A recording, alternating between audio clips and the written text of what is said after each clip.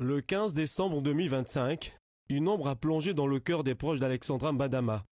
À seulement 28 ans, cette jeune femme rayonnante, connue pour sa joie de vivre et son énergie contagieuse, a disparu de Fékessé, à Bingerville.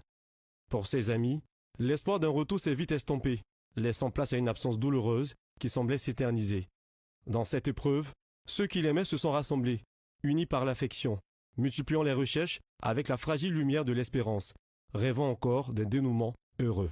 Le 15 au travail, la compagnie dans laquelle elle travaillait, c'est eux qui ont alerté plus ou moins pour nous dire qu'Alexandra s'était pas rendue au travail. Donc ça nous a vraiment étonnés parce que Alexandra, c'est quelqu'un qui est toujours sur son téléphone, elle donne toujours de ses nouvelles, même si c'est qu'à une seule personne qu'elle va dire réellement où elle se trouve, mais elle va pas disparaître vraiment sans rien dire à personne. Il y a forcément une d'entre nous qui sera au moins au courant. Bon, c'était pas la première fois là, c'est la deuxième fois. La première fois, c'était juste après son bac. Donc, son père l'avait mise dans un appartement quelque part à la Riviera Golf, si je me souviens. Et il nous avait appelé à 6 heures du matin pour nous dire, les filles, votre soeur a disparu. Vraiment, je suis déboussolée, aidez-nous à la retrouver. Donc, c'est comme ça qu'on est parti à sa recherche toute la journée. Il nous avait dit qu'il avait un contact à la PJ qui avait tracé son téléphone et que cette personne avait dit qu'Alexandra se trouvait à Benjeli. Donc, à chaque fois qu'il nous disait une commune et qu'on se trouvait dans la dite commune, il nous appelait automatiquement pour nous dire qu'elle se trouvait dans une autre commune. Et on était fatigués, on attendait. Et il y a un de ses amis à son ex qui est venu nous retrouver chez lui et qui a dit à son ami, mais toi, j'ai vu ta copine à la mosquée avec son gars.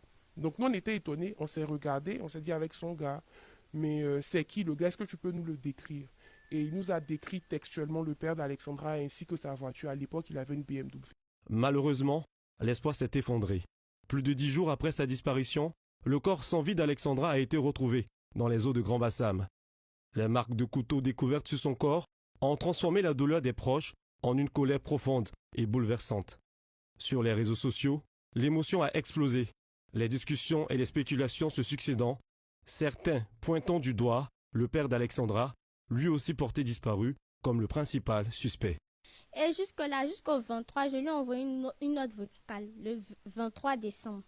Je lui ai envoyé une note vocale, je dis, ah papa, vu que tu es dans le corps de l'armée et le corps de la police, est-ce que tu peux pas demander, avec l'autorisation parentale, tu peux pas demander à Orange de cloner son téléphone pour savoir plus ou moins où elle est et autres. Là, il me dit que, il me met dans la confidence, vu que moi, je ne parle pas assez, que truc, je suis quelqu'un de posé.